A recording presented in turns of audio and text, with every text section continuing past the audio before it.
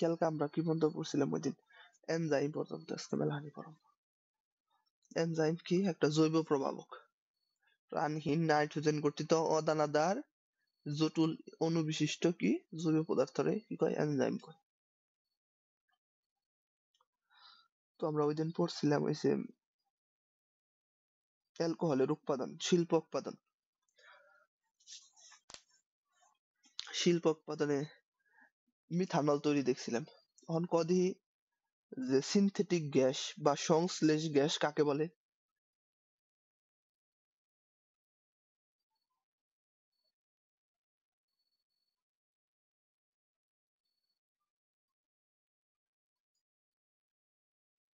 তিন নম্বর পানি।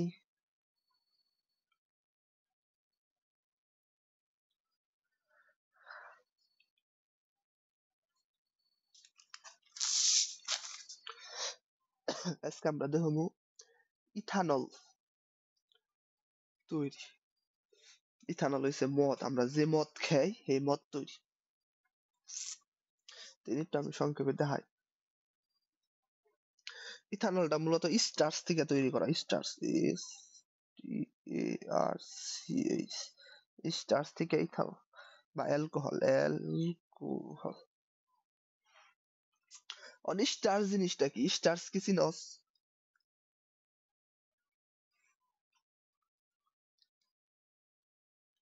দেখছ কিন্তু জানস না এটা স্টার্চ। স্টার্চ মূলত আইস যেগুলো থাকে শর্করা জাতীয় খাবারে দিলে, যেমন ভাত, মদ। তুই জানস মদ কিন্তু ভাত, ভাত আছে না, ভাতের পচায়, পচে টচে অনেক প্রসেস করে তারপরে এই পচা ভাত থেকে মদ তৈরি করে। তারপরে আলু থেকে, আলু আছে, আলুরে পচে আলু থেকে মদ তৈরি করে। তারপরে যে আঙ্গুর আছে না, আঙ্গুরে পচা আঙ্গুর অনেকদিন রেখে দেয়, 1-2 বছর রেখে দেয়, এই পচা আঙ্গুরের যে রস হয় সেগুলো থেকে মদ তৈরি করে। তো স্টার্চ মূলত ভাত, আলু। স্টার্চ বা ভাত প্রথমে কি হয়? স্টার্চ, STARC, স্টার্চ কি করে? পেস্ট তৈরি করে। পেস্ট মানে কি? পেস্ট মানে দাঁত ব্রাশ করি এটা না, বর্তা। তো এই পেস্টের মধ্যে কি হয়? পেস্টের মধ্যে জায়াস্টেস,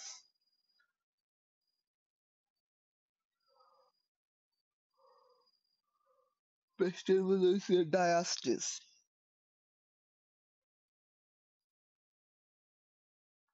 এই পেস্টের মধ্যে ডায়াস্টেস এনজাইম দেয়, এগুলো হচ্ছে একটা এনজাইম।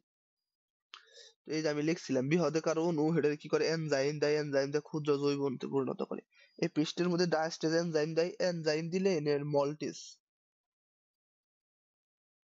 মল্টেস তৈরি হয়। মল্টেজের মধ্যে আর একটা এনজাইম দেয়, মল্টুস।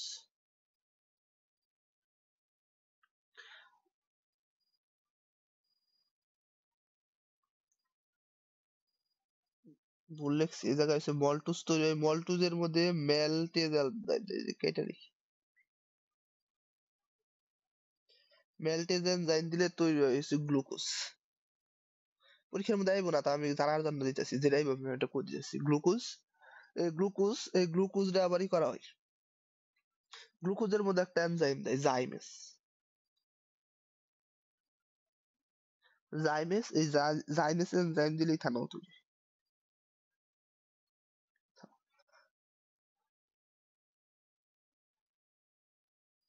জাইমেস না, জাইমেস। কোনটা? মেজ, উম, জাইমেস, এনজাইম দেয়। তো পরীক্ষার মধ্যে এই যে এটা আইবো, এটাই 30টা, এটাই পরীক্ষার মধ্যে আহে, যে গ্লুকোজ থেকে ইথানল তৈরি করা হয় কোন এনজাইমের মাধ্যমে, বুঝলি? কোন এনজাইম? জাইমেস এনজাইম মধ্যে অ্যাডমিশন আহে, মেডিকেল আহে, এইচএসসি তে আহে, এটা অনেক বেশি ইম্পর্টেন্ট।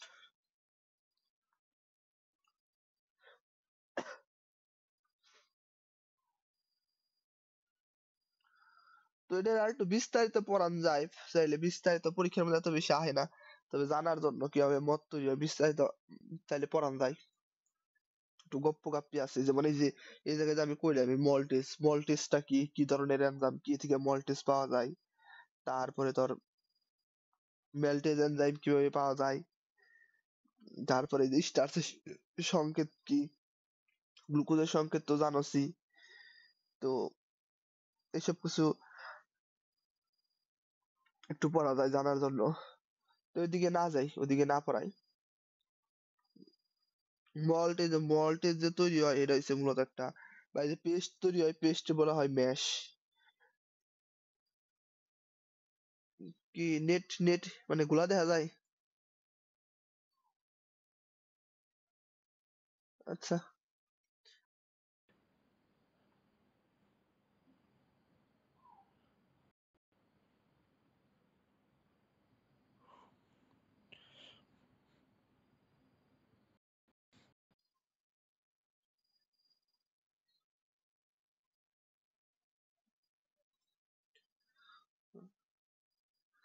আচ্ছা, তো ওগুলা একটু আছে, ওদের একটা বেশি ইম্পর্টেন্ট না, যার কারণে ওইদিকে পড়াইলাম না। তো বইয়ের মধ্যে রিডিং লেখা আছে একটু বিস্তারিত। ধর আমি যেটা পড়াবো সেটা হচ্ছে কিছু থিওরি মূলক বইয়ের মধ্যে রিডিং আকার লেখা আছে, এগুলো আমি সংক্ষেপে লিখে দিই। রেকটিফাইড স্পিরিট,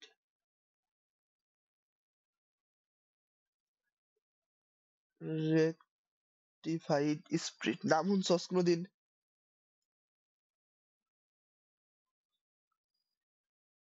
রেকটিফাইড স্পিরিটের মধ্যে এটা একটা অ্যালকোহলেরই একটা অংশ, এটার মধ্যে তোর অ্যালকোহল থাকে, ইথানল থাকে হচ্ছে কি পার্সেন্ট, কত পার্সেন্ট, 96.5%। ইথানল প্লাস পানি থাকে, ইথানল প্লাস পানি থাকে। পানি কত পার্সেন্ট থাকে? পানি থাকে হচ্ছে বাকিটুকু 4.5। এটার কয় রেকটিফাইড স্পিরিট। তারপরে এটা কিন্তু আহে পরীক্ষার মধ্যে। তারপরে আছে পরম অ্যালকোহল, পরম অ্যালকোহল, পরম অ্যালকোহল মানে হচ্ছে বিশুদ্ধ অ্যালকোহল, এটার মধ্যে 99.5% অ্যালকোহল থাকে। তারপরে আরেকটা আছে মেথিলেটেড স্পিরিট,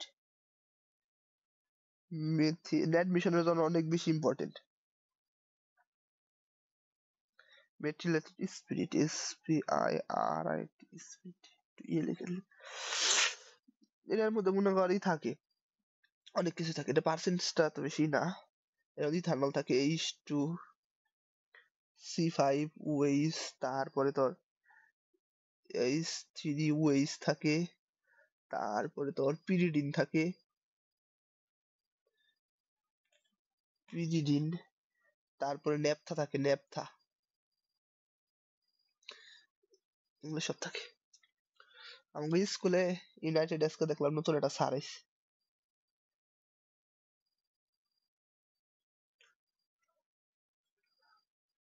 কি ক্লাস নাই? পদার্থবিজ্ঞান। এখন দেখা যায় না, গুলা দেখা যায়।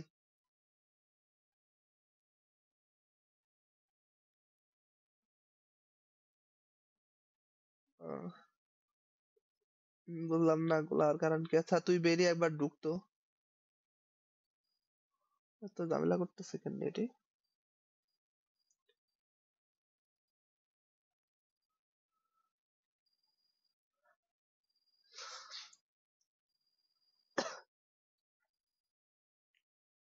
তুমি চাইও না ধরে,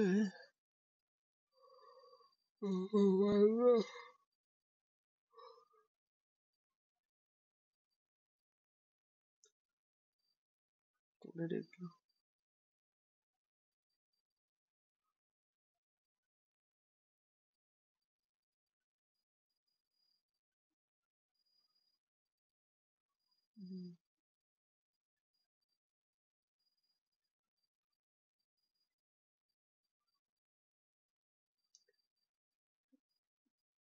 বেরিয়ে ঢুকবার কইছি, হ্যাঁ তো বেরিয়ে তো ঘুমাইলো না।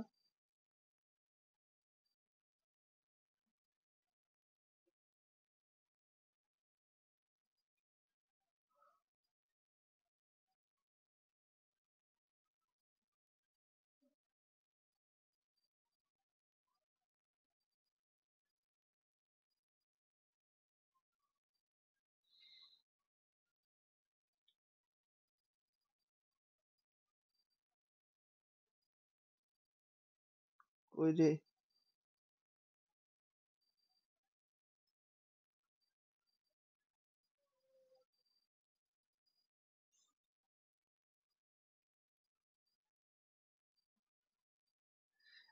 তো এটা হচ্ছে যেটা মেথিলেটেড স্পিরিট। এগুলা বইয়ের মতো অনেক রিডিং করে লেখা আছে, বাংলা লেখার মতো পোলাহানে পড়ে না। তারপর আছে পাওয়ার অ্যালকোহল, PUWER, পাওয়ার অ্যালকোহল। হ হ, MCQ আহে, MCQ।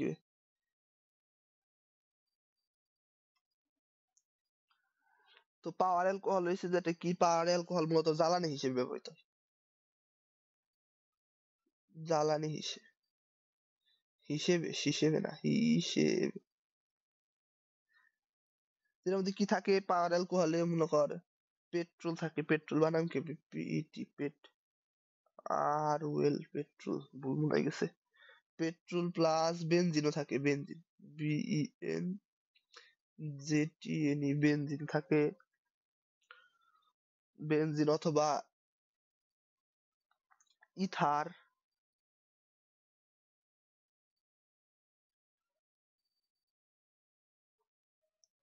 ETH, ইথার প্লাস তোর অ্যালকোহল থাকে, C2H5OH। এসব জিনিস থাকে জ্বালানি হিসেবে ব্যবহৃত।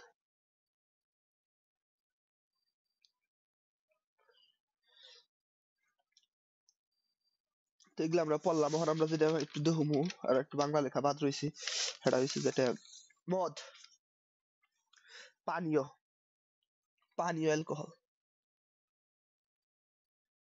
পানীয় অ্যালকোহল, অ্যালকোহল। এই বিয়ার খাইছ জীবনে? বিয়ার,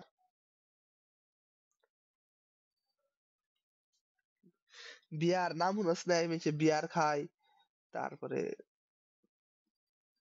ও আচ্ছা,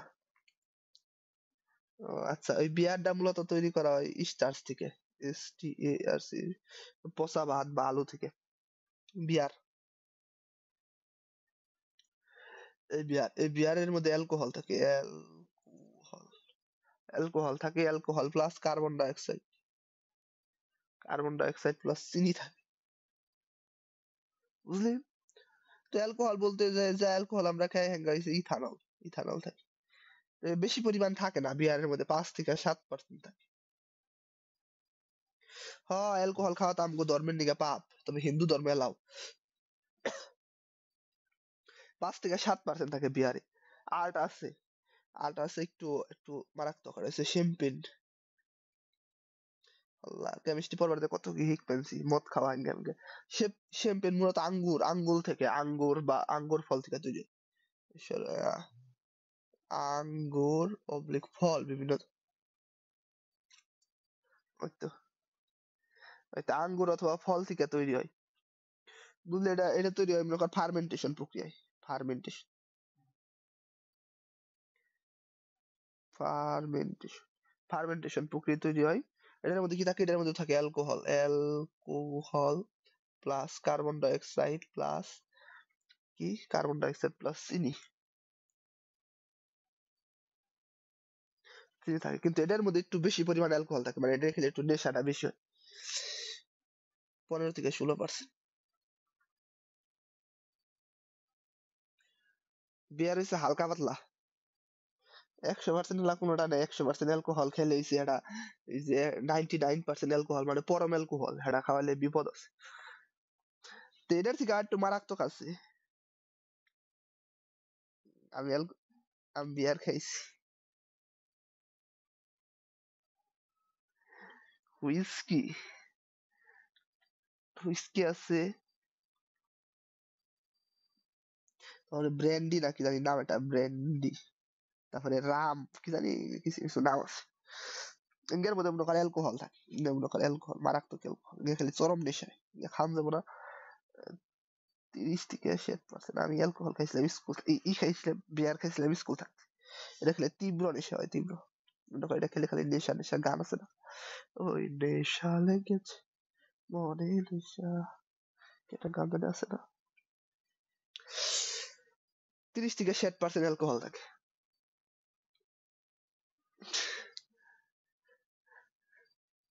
খ্যাস, তুই বিয়ার খ্যাস, বিয়ার না খাস তুই কুত্তার গু খাগাতে আমার কি।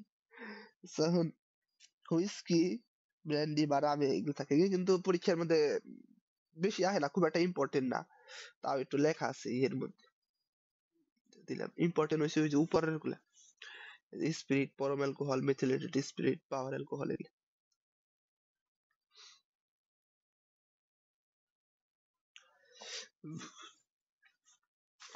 তখন আমরা পড়বো রিয়াকশন অফ অ্যালকোহল।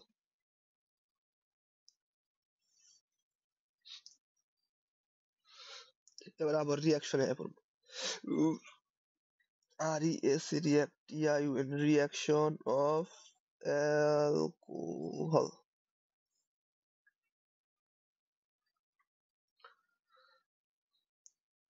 মনে আছে কি রিয়াকশন, যে অ্যালকোহলের মধ্যে ই দেয় যদি সালফিউরিক অ্যাসিড দেয় তো কি তৈরি হয়? H2C2H, এটার মধ্যে সালফিউরিক অ্যাসিড দেয়, গাঢ় গাঢ় সালফিউরিক অ্যাসিড দিলে কি তৈরি হয়? পড়াইছিলাম মনে নেই, আমি জানি। অ্যালকোহলে সালফিউরিক অ্যাসিড দিয়ে শোষণ করলে পানি শোষণ করে নেয়, এই জায়গা থেকে পানি বেরিয়ে যায়। তো পানি বাইরে গেলে কি হয়? যেরকম আছে CH3 CH এনগনে গেলে এইচ বাইরে, আর এনগনে না ভুল লিখলাম, এই যে ধর CH2 আছে, এনগনে গেলে OH বাইরে আর এনগনে গেলে এইচ বাইরে, তো এই যে এটুকু মিলে হচ্ছে পানি। তো কি তৈরি হবো? CH2 CH2 মাঝখান থেকে কি হবো? দ্বিবন্ধন হবো না?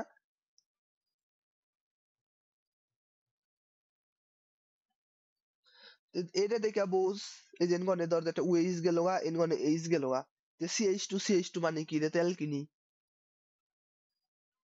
তো এই জায়গায় অ্যালকিন হবো, CH2 দ্বিবন্ধন CH।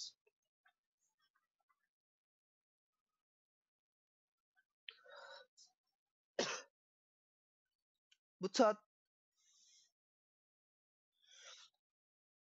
তো এখন এইটা কবি CH3 CH2 CH2 OH, এর মধ্যে মনে করো একই জিনিস আছে, আমরা দিলে এসে যেটা দেখি। এবার কি হবো? এবার এন গনে ওএইচ যাবো গা, আর এন গনে এসে যেটা তোর ই যাবো গা, এইচ যাবো, CH3 CH দ্বিবন্ধন CH। বুঝছিস? আচ্ছা, তো এবার এবার কবি, এবার দেখি কিরম বুঝছস।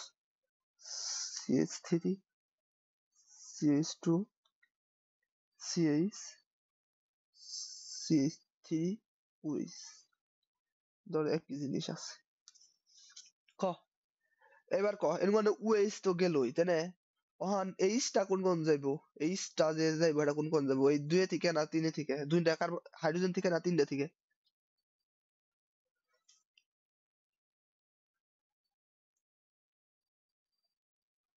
কেন দিকে যাবো দুইটা থেকে? তিনটা এখন গেল না কে?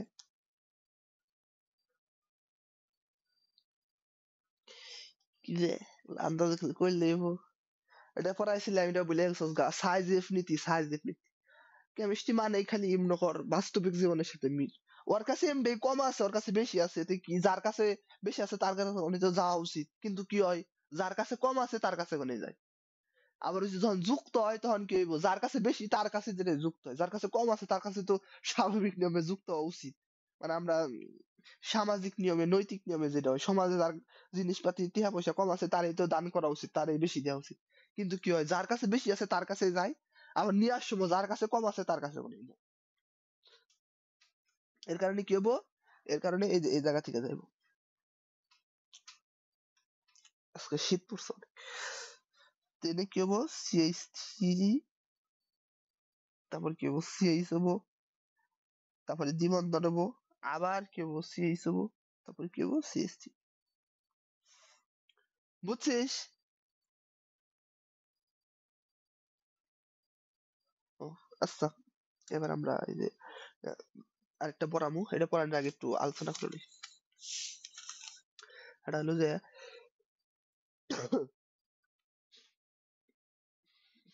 ক্লাসটা ই দিই, এটা রেস্ট দিই।